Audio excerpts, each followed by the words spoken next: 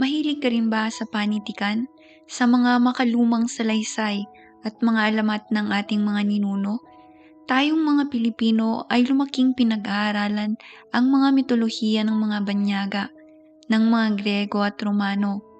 Kaya't sa aking karanasan, mas kilala ko pa sina Zeus, Hera at Poseidon kaysa kina Bathala, Hanan o Malyari. Kaya't nang mapanood ko ang bulan, ako'y tila nasilaban ng isang apoy, ang pananabik na muling marinig at masilayan ang mga kwentong matagal nang nilimot, mga alamat ng ating lahi. Sa katunayan, ang kantang bulan ay uri ng awitin na hindi ko karaniwang pinapakinggan.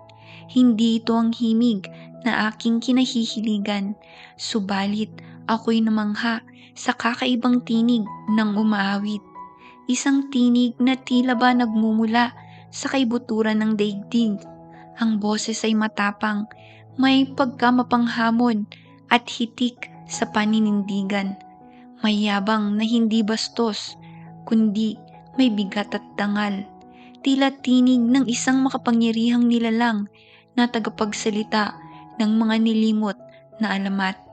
Tunay ngang sa kantang ito, maliban sa kakaiba at malalim na boses ng kumakanta, ako'y nahalina din sa kagandahan ng biswal at lalim ng salaysay ng mga liriko.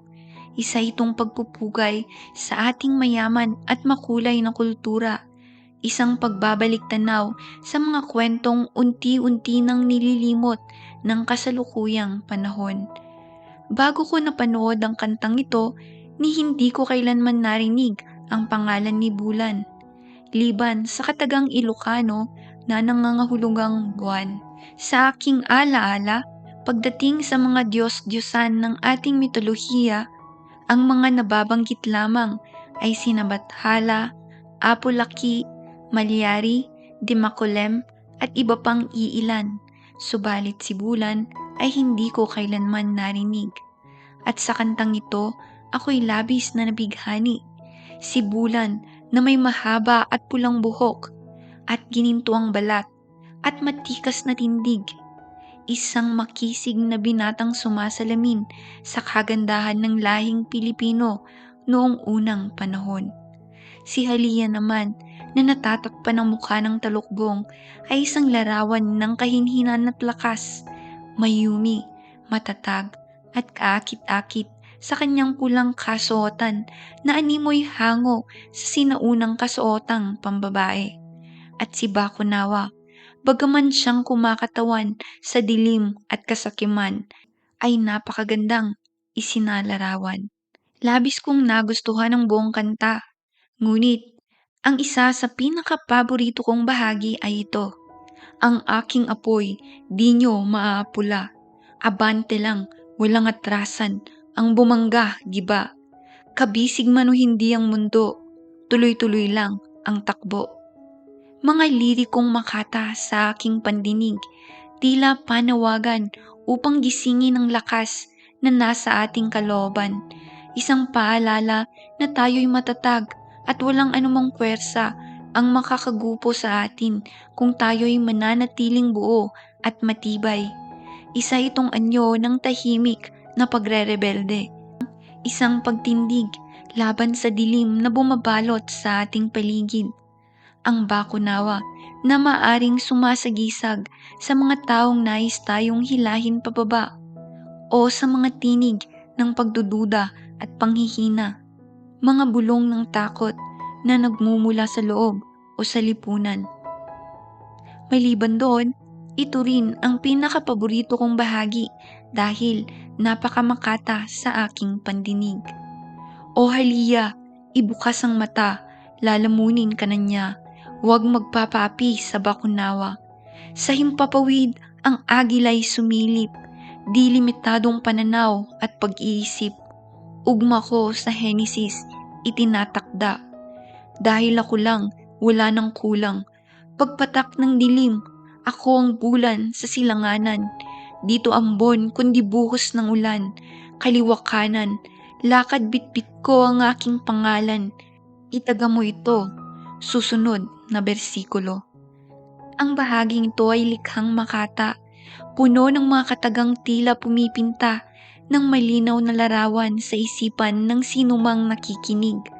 Ang agila, ang ambon at ulan, ang dilim at silangan. Ang paglalarawan sa agilang may malawak na paningin ay isang matalinhagang pahiwatig ng karunungan at pagkamulat. Ang agila ay malayong mas matalas ang paningin kaysa sa karaniwang tao. Mas namamalas nila ang mga maliliit na bagay mula sa malayo. Ang pagtukoy sa bulan sa silanganan ay para sa akin ay sagisag ng Pilipinas, ang perlas ng silangan. Ang ambon at ulan ay tila metapora ng lakas, at ang tinig ni bulan ay sumasalimin sa tinig ng lahing may dangal.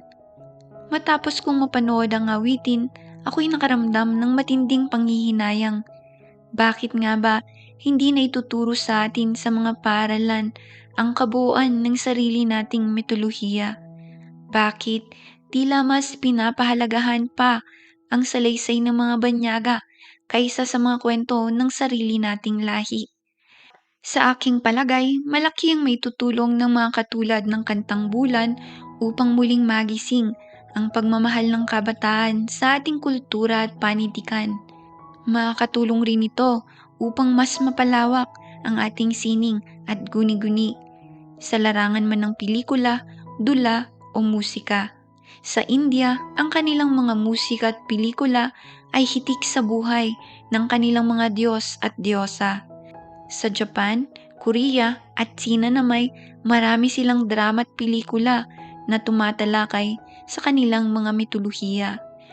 Naway dumating ang araw na tayo rin ay magkaroon ng ganitong uri ng mga obra, mga pelikula at dula na sumasalamin sa ating mga alamat, mga palabas na hindi lamang kasiya-siya sa paningin, kundi maaari ring maging kasangkapan sa pagtuturo sa kabataan upang sa huli hindi tuluyang makalimutan ang mga kwentong atin, mga kwentong isinilang sa ating lupa at bahagi ng ating dangal, diwa at kasaysayan.